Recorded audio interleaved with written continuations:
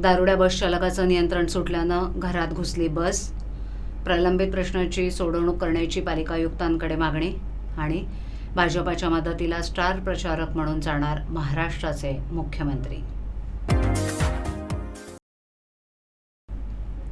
कोपरी railway स्थानकाजवळ private बस घरात घुसून अपघात झाल्याची घटना बुधवारी रात्री 9 वाजण्याच्या सुमारास घडली. बस चालक हा दारूच्या नशेत असल्यानं त्याचा बसवरील ताबा सुटून हा अपघात झाला. घटनेमध्ये सुदैवानं कुठलीही दुखापत झाली नसून वाहनांचं आणि घरांचं मात्र नुकसान झालंय.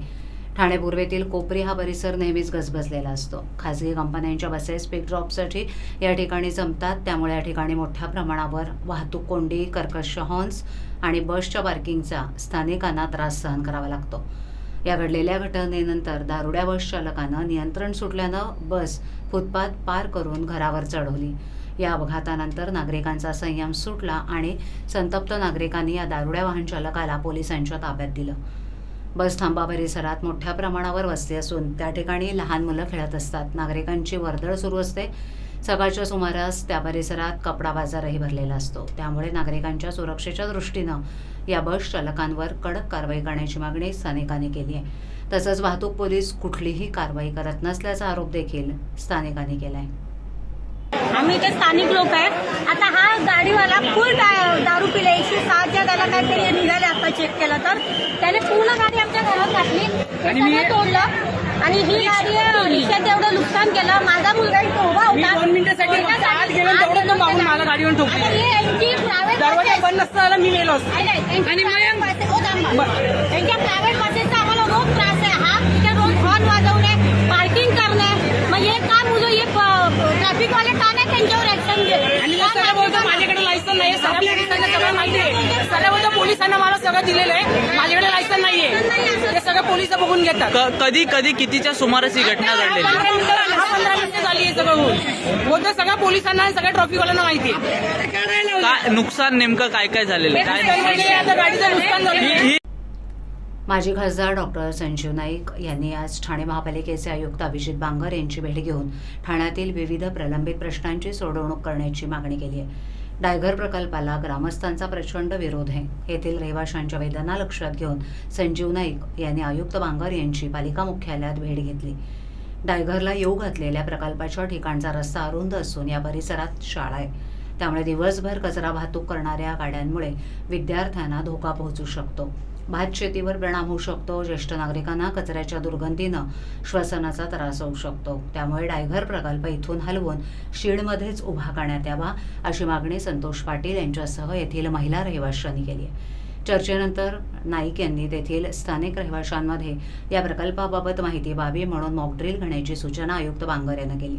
आयुक्त बांगर यांनी ग्रामस्थांचा या प्रकल्पाला होणारा विरोध लक्षात घेऊन भंडारली आणि डायघर प्रकल्प या दोघांमध्ये कचरा व्यवस्थापनात कोणता फरक आहे, डायघर कचरा डम्पिंग न होता केवळ सूर कचरा आल्यावर 12 तासांच्या आत जर्मन तंत्रज्ञान यंत्राच्या साहाय्यानं कचऱ्यावर प्रक्रिया होऊन त्याचं पूर्णपणे विघटन करण्यात येणार असल्याची माहिती उपस्थितांना दिली. सध्या ठाणे शहरात 10 टनाच्या आसपास कचरा जमा होत असून शहरात प्रभाग स्तरावर कचऱ्याचं निर्मूलन होण्यासाठी प्रकल्प उभारण्यात येत आहेत. परंतु भविष्याचा विचार करता डायघर इथे 1200 टन कचऱ्यावर प्रक्रिया होण्याची क्षमता असणारा हा प्रकल्प उभारताना आरोग्याची ना केवळ सुरक्षा, वाहतूक सुरक्षा यांचा जरूर विचार व्हावा. हा प्रकल्प राबवताना होईल असा विश्वास आयुक्तांनी डायघर येथील स्थानिकांना दिलाय.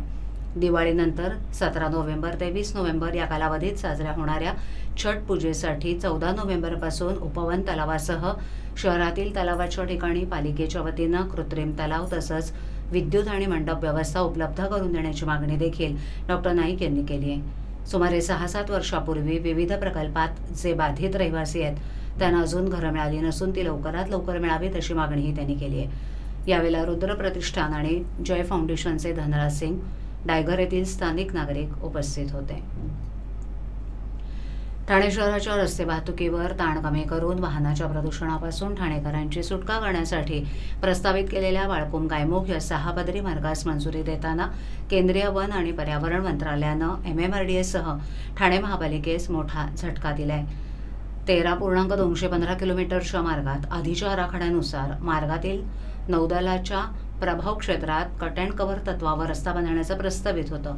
मात्र आता केंद्रीय वन आणि पर्यावरण मंत्रालयाच्या एक्सपर्ट अप्रोचल समितीनं 26 सप्टेंबर 2023च्या बैठकीत त्याला हरकत घेऊन हा संपूर्ण 800 मीटर लांबीचा एकतर उन्नत व भुयारी करण्याची सूचना केली आहे. परंतु उन्नत मार्गास आधीच नौदलाची हरकत असल्यामुळे तो आता भुयारीच बांधावा लागणार आहे. त्यामुळे आधीच्या प्रस्तावानुसार 900 कोटीवरून त्याचा खर्च 1500 कोटींवर जाऊन अंदाजे 600 कोटी रुपये वाढणार आहे. ठाण्यातील बाळकुम ते गायमुख हा रस्ता मुख्यमंत्री एकनाथ शिंदे यांच्या स्वप्नातील एक महत्त्वाचा मार्ग आहे. त्यासाठी ठाणे महापालिकेसह MMRDAनं कंबर कसली आहे.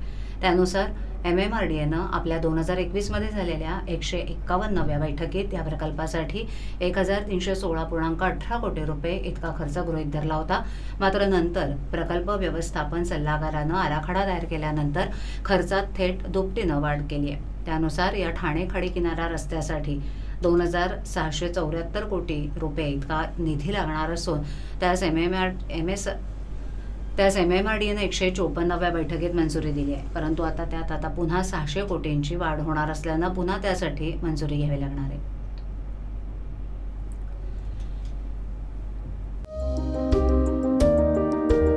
আমার নাম সুলতানা খাতুন।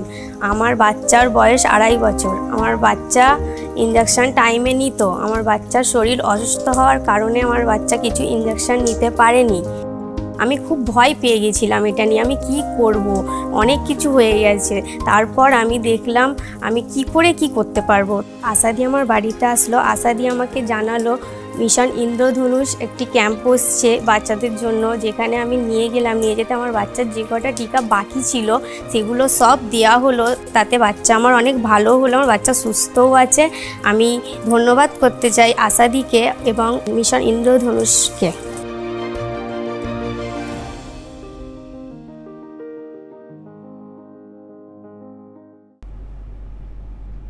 ठाणे महापालिका कार्यक्षेत्रातील सुमारे 27.00 लक्ष लोकसंख्येसाठी सद्यस्थितीत 585 दशलक्ष लिटर्स पाणीपुरवठा करण्यात येतो. त्यासाठी विविध प्राधिकरणांच्या माध्यमातून पाणीपुरवठा उपलब्ध करण्यात येतो. त्यामध्ये महानगरपालिकेच्या स्वतःच्या पाणीपुरवठा योजनेतून 250 दशलक्ष लिटर्स, महाराष्ट्र औद्योगिक विकास महामंडळाकडून 135 दशलक्ष litres, stem water distribution and infra company private लिमिटेडकडून 115 दशलक्ष लिटर, बृहन्मुंबई महानगरपालिकेकडून 85 दशलक्ष लिटर्स प्रतिदिन पाणी पुरवठा करण्यात येतो.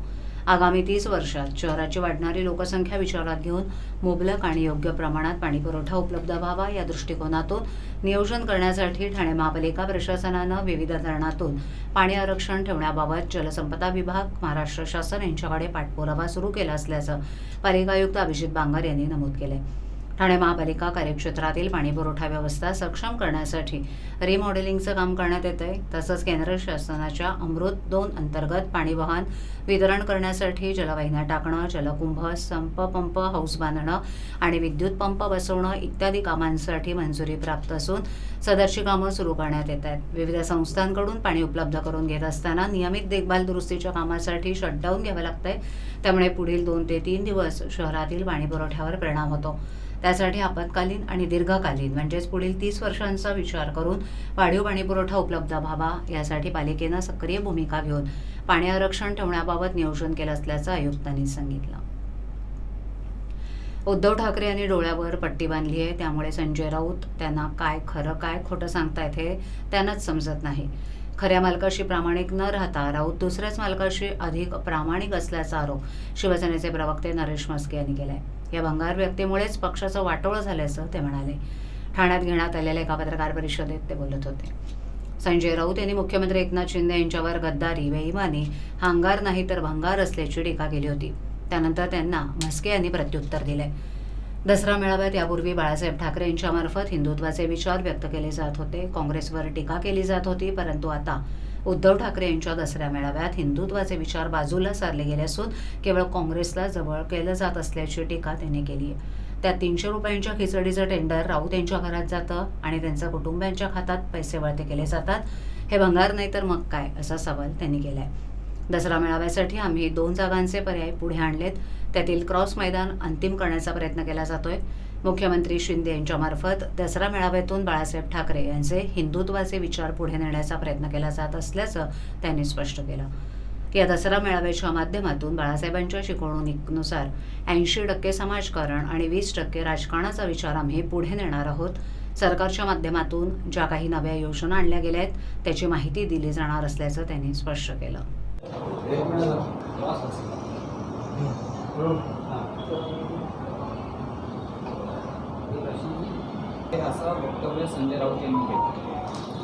मुळात संजय राऊत हेच भंगार वृत्तीचे आहेत. वेळोवेळी त्यांनी हे दाखवून दिलेलं आहे की मी भंगार वृत्तीचा आहे. धृतराष्ट्राची गोष्ट तुम्हाला माहीतच आहे. त्या धृतराष्ट्राकडे संजय नावाची व्यक्ती होती आणि तो संजय युद्धातील खऱ्या गोष्टी धृतराष्ट्राला सांगायचा. तशाच पद्धतीने उद्धव ठाकरे डोळ्यावर पट्टी बांधून धृतराष्ट्राच्या भूमिकेत आहेत आणि संजय जे सांगतोय तशा पद्धतीने वागतायत आणि आपल्या संपूर्ण पक्षाची आज त्यांनी वाटोळं केलेलं आहे, त्यांनी भंगार केलेला आहे. महाभारतातला संजय सत्य गोष्टी सांगायचा, तो त्याच्याशी त्याच्या राजाशी प्रामाणिक होता.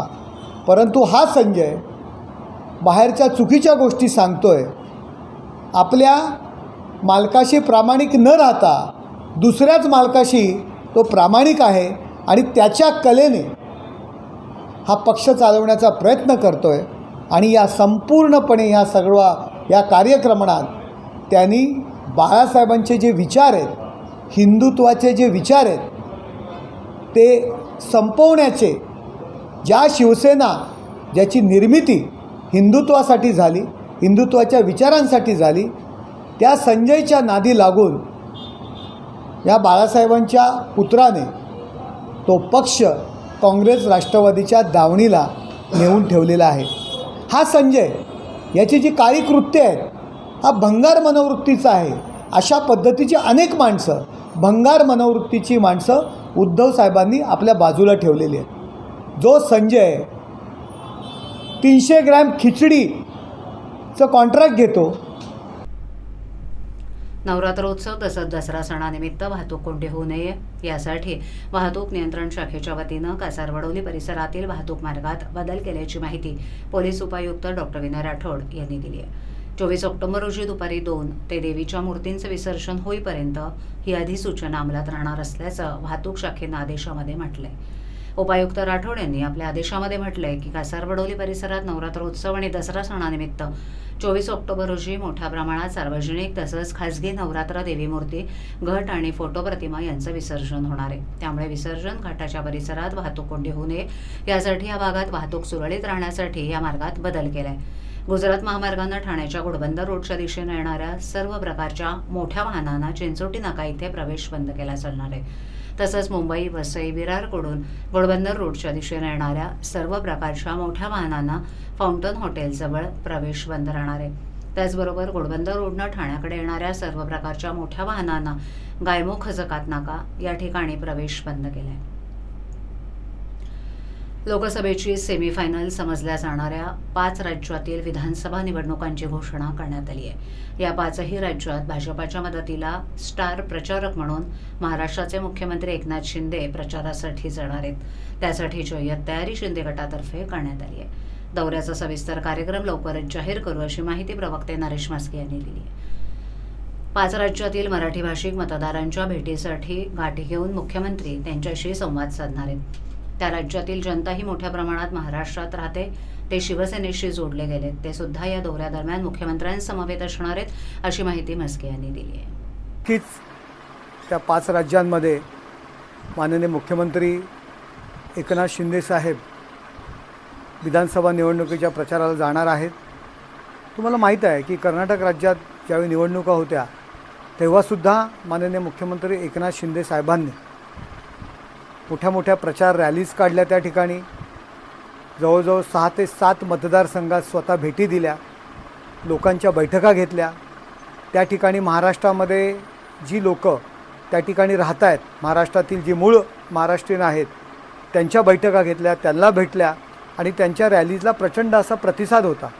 आणि आनंदाची गोष्ट मी ते ज्या ज्या विधानसभा मतदारसंघामध्ये गेले त्या सर्व विधानसभा मतदारसंघ निवडून आलेले आहेत.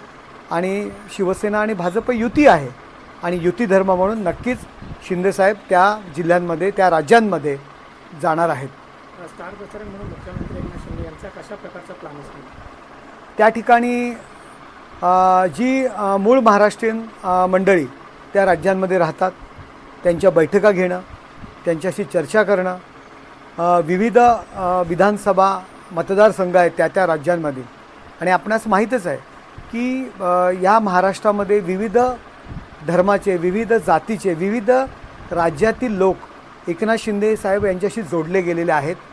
महाराष्ट्रामध्ये विविध ठिकाणी राहणाऱ्या मुंबई, ठाणे आणि इतर भागातील जी त्या त्या राज्यातील जी मंडळी आहेत तीसुद्धा माननीय मुख्यमंत्री एकनाथ शिंदेसाहेब यांच्या समवेत त्या राज्यांमध्ये जाणार आहेत, आपापल्या गावांमध्ये जाणार आहेत आणि भाजपाला निवडून देण्याच्या दृष्टीने प्रचार करणार आहेत. TJSB सौर शक्ती कर्ज गो ग्रीन, करा वीज बिलावर बचत.